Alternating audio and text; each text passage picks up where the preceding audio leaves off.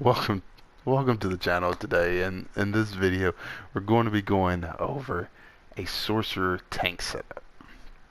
It is selfish, I will say that, a little unorthodox, but it's just been fun. Like, I enjoy it. Sorcerers are not really taking a whole lot into trials, but 4-man content you ain't gonna have an issue with. They're very fun to play in 4-man content.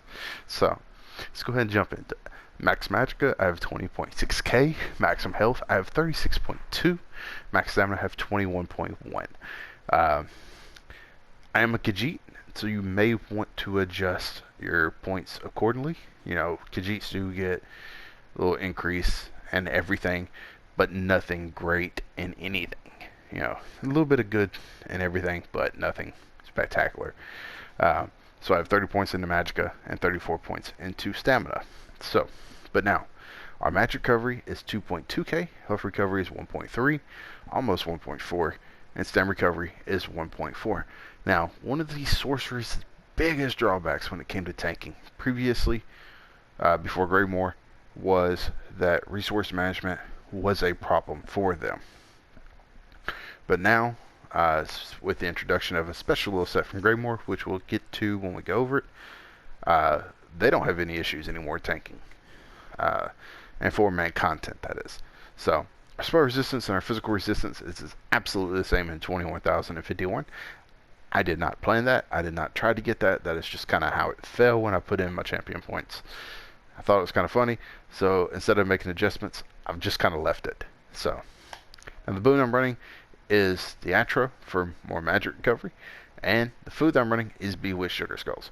This is a very cheap food to make. It's not all that complicated, and it gives us health recovery. But if you don't have this, of course, your health recovery is going to go down to around 1,000. But basic crown tri-stat food will work, or basic tri-stat food like longfin pasta will do absolutely the same. It'll work either way.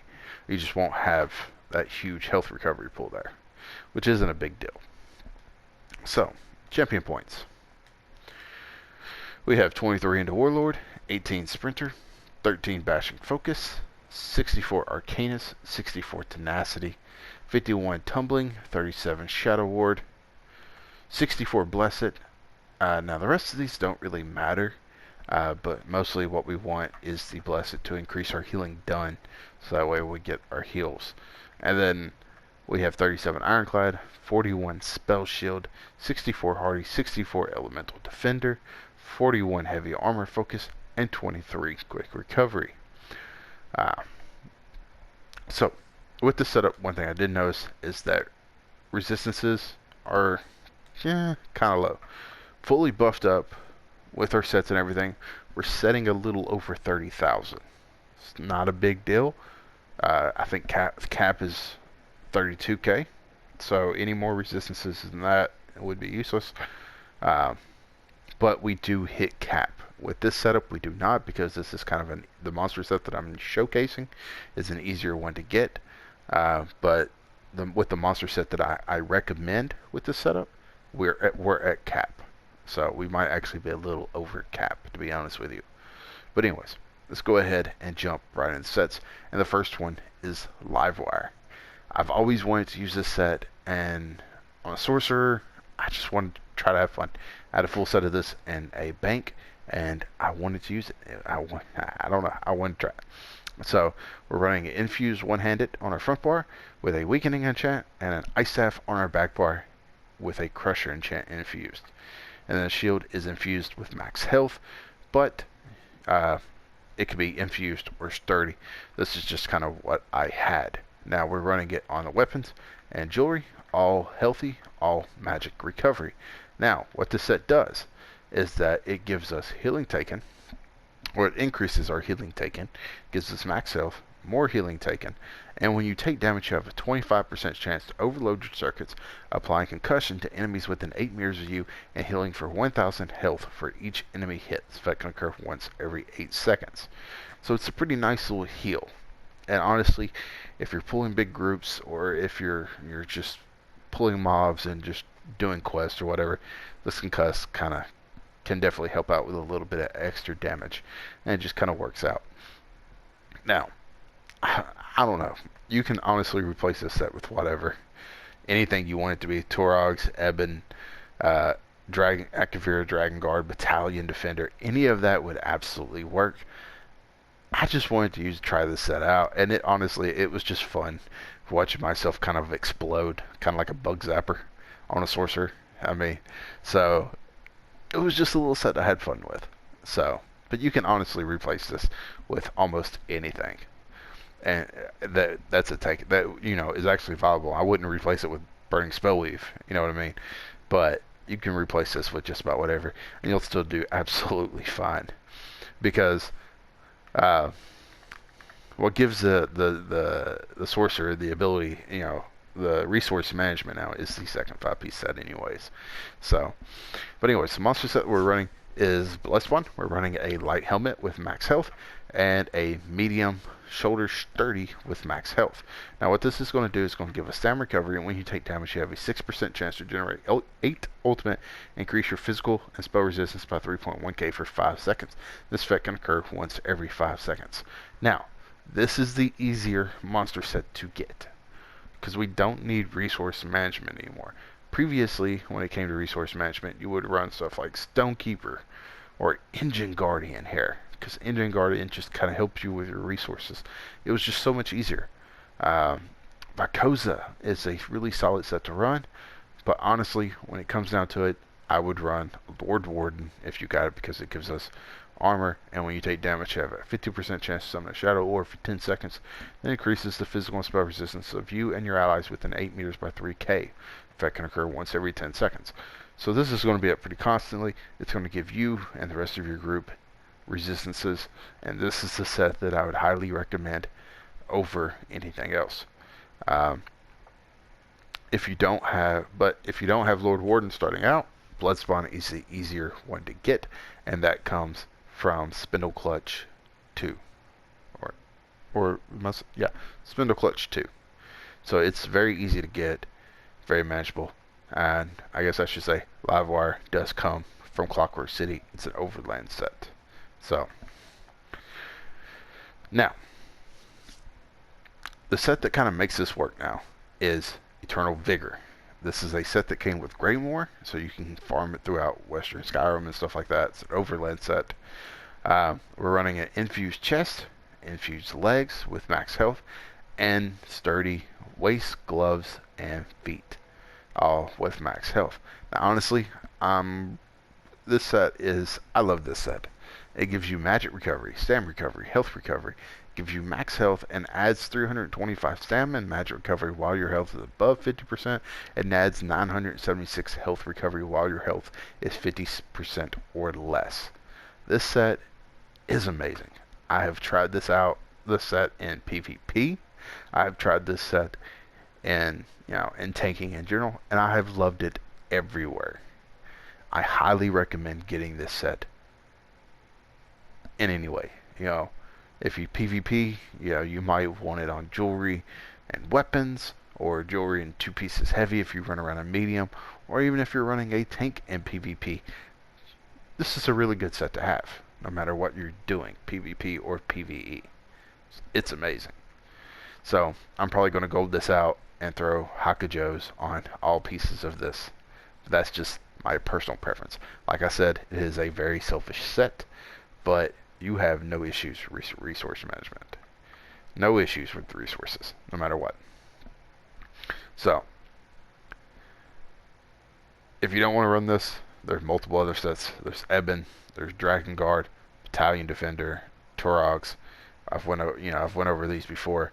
All those sets are very viable, but I highly recommend this set on a stamina, on a sorcerer tank, because sorcerers really do use a lot of resources. And we'll jump into skills here, and I'll show you about what I mean. So we have Pierce Armor. It's our main taunt. It's our main ability. It's going to deal some damage, but it's going to taunt the enemy to attack us for 15 seconds, and it's going to apply Major Fracture and Major Breach, reducing their physical and spell resistance by 5.2k for 15 seconds. So, to show you this, you'll see it there. The first thing, the first weird little thing on the left there is our Weakening Enchant. As long as we hit them every 4 seconds, as soon as it falls off, it will reapply at 0. But now, of course, the last one now is minor maim. So the shield is what we want there. And as you can see it, that shield is our taunt. So usually around 2-3 seconds left on that bar, I want to taunt again. And that will basically just, it keeps the target on me. Now one thing I will say is that when you tank, when you run in, you're going to taunt and you're going to turn. Because you do not want him facing the group. You want the DPS and the healers in front of you and facing the back of the boss or the ads in the room, whatever it may be. So just keep that in mind to make sure to turn the boss away from the enemies, and don't circle. Don't do all this, because sometimes you're turning those AoEs and those attacks onto the DPS. Just taunt and stand still.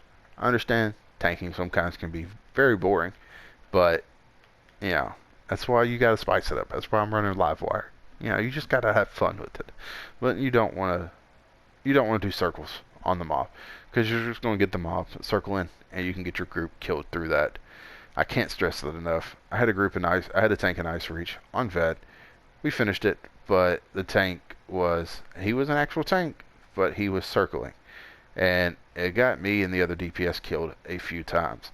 Now, you don't want to do that. Just hold them still. There's no point in circling. So, let's go ahead and bring that back up. I did it too soon, I bet. Yep. Oh, I goofed. Either way, I guess I'll just leave him down for right now. Alright, so our second ability, Heroic Slash. We're going to deal some damage, but we're going to put Minor Maim, reducing our damage done by 15% for 12 seconds. We also gain Minor Heroism, granting you 1 ultimate every 1.5 seconds for 12 seconds. You're going to see this on the bar. A little thing at the end right there. Only 2 abilities. The first one is Awakening, and the second one is Minor Maim. So if you see it, it'll go off. You just put it on. And then, of course, you can see it on our screen, the bottom right one, right above my health bar. That is Minor Heroism. So it lasts just as long as the other one. So even timer.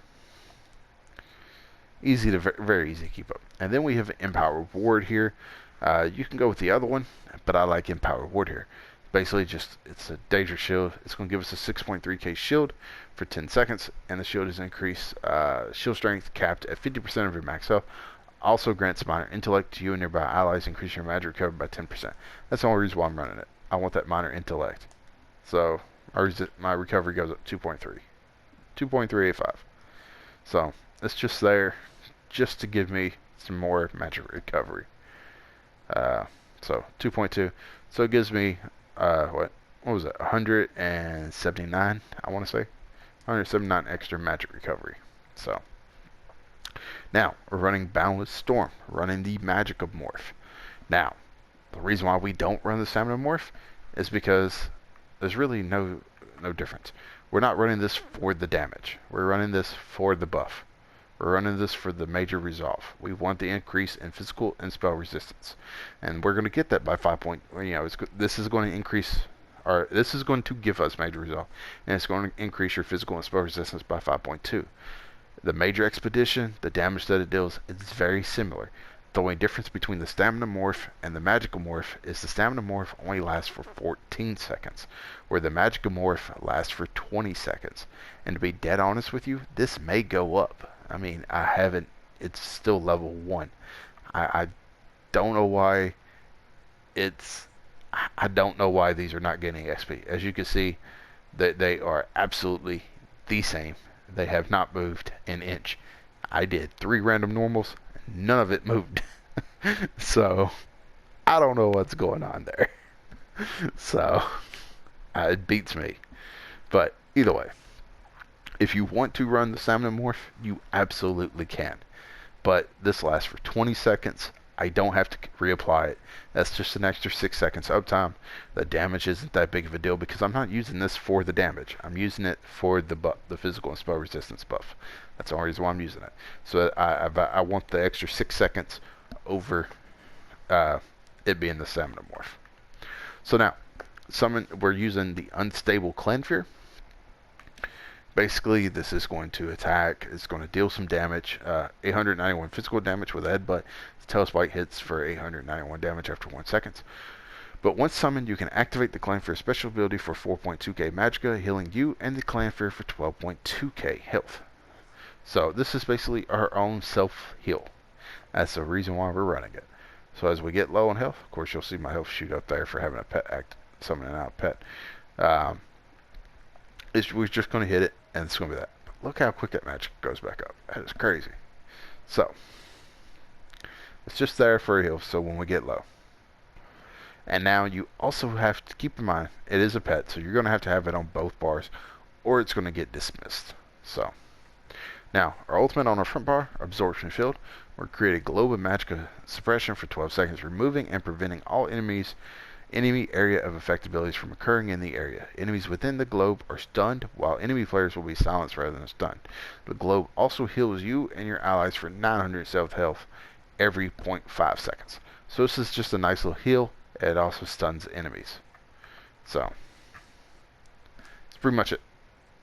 That's all it is. You know, big mobs, just want them to stand still, just throw it down. It is massive. I don't want to hit it because I don't want it to go off. But it's a massive AoE, it's a massive stun, and it's going to give us a heal. So that's pretty much it. So if you wanted to add a little extra damage to that, you could always go with the Summon Atro. You know, you can drop either one of these. Probably I would do this one personally. And either one, this is just so I would only use this just so an ally could get Major Berserk. You know, that would be the only reason why I would use this. If you want more damage, go with this. If you're gonna want more health, more healing, more CC, go with Absorption Field. It's entirely up to you. It's personal preference. So just go with what makes you feel comfortable. So then we have Inner Rage on the bar. Why am I standing sideways? That kind of, I don't know. That was weird. Okay. I don't know. Sorry. Bugging me. Okay. So now we have Inner Rage on our bar here. This is our ranged taunt. It's magic. It ignites the fire of hate in an enemy's heart, dealing 1.9k magic damage and taunting them to attack you for 15 seconds. Ranged allies targeting the taunted enemy can activate the Radiant Synergy, dealing 3.8k magic damage to them over 3 seconds, and additional 3.8k magic damage to them and other nearby enemies. So, yes, you can taunt ranged enemies. But, as you can see, it is not going to give Major Breach or Major Fracture. It is just a taunt. That's all it is. So you definitely, when they come to you, you know, whether you pull them in or you run to them, whatever it may be, you want to make sure you hit them with Puncture or Pierce Armor. Just so their defenses are weakened. That is one thing you want to do. Now we're also running Ice Staff, so it will taunt, but it does not do Major Fracture or Major Breach either. Just a heads up. Now it does give us a nice little shield, but it's not going to do Major Fracture or Major Breach. Silver Leash, basically it's going to deal some damage, but it's going to pull the enemy to us, and that's what we want. Sorcerers do not have a chain, so we're running this. This is from the Fighters Guild. Basically going to give us that pull. So, then Blockaded Frost. We're going to slam your stuff down to create an icy barrier in front of you, dealing 538 frost damage to enemies in the target area. Every 1 second, reduce their movement speed by 40%. Chill enemies become frozen or immobilized for 4 seconds. This is also very handy due to the fact that when we have it down, you're going to see our Crusher enchant is active. So as long as it's down, it will stay going. So you just want to make sure this is down. And then another thing, you know, you can have your weakening enchant and your Crusher enchant going at the same time. So these two are a really nice pair to have together. And then we have Restraining Prison. Call forth dangerous shards from the earth to immobilize enemies in front of you for 5.3 seconds. Gain major vitality, increasing your healing received by 30% for 2 seconds, plus 1 extra second per enemy in the area up to a maximum of 6 enemies. Now this is kind of like the DK's Talons. That's it. It's just a nice little, you know, you pull them in, hit them with it. I guess it's not going to show up there, But it stuns them and immobilizes them. Plus with that and this, they're not going anywhere. And then of course we have our Clanfear again on our back bar. I like to keep mine on the same button so that way I don't get confused and mean to hit, like this, but instead, I'm hitting Boundless Storm. So, and then we have Aggressive Warhorn, or Aggressive Horn. You sound a warhorn to rally your forces and increasing you and your group's max Magica and max stamina by 10% for 30 seconds. You and your allies gain major force, increasing your critical damage by 15% for 9 seconds. So, this is really good to have. This is the main ultimate we're going to use. And this, try to use it at the start of the fight and then around execution phase. That is the best times to use those. So, now, I will say this. We have a lot of stamina recovery and we have a lot of magic recovery. But if you are low on stamina, holding block, that stamina recovery is not going to come in handy. So for whatever reason you need stamina recovery, you need stand back, hold block on your thing, on your shield. Because when you have this down, this holding block here, your Magica is not going to recover. But your stamina will recover. But then when you hold block on your shield, your magic will recover, but your stamina will not. So just keep that in mind. And that thing shoots up fast with all the recovery we have. So let's see how we can drain this. Let's count. See how long it takes for it to go back up.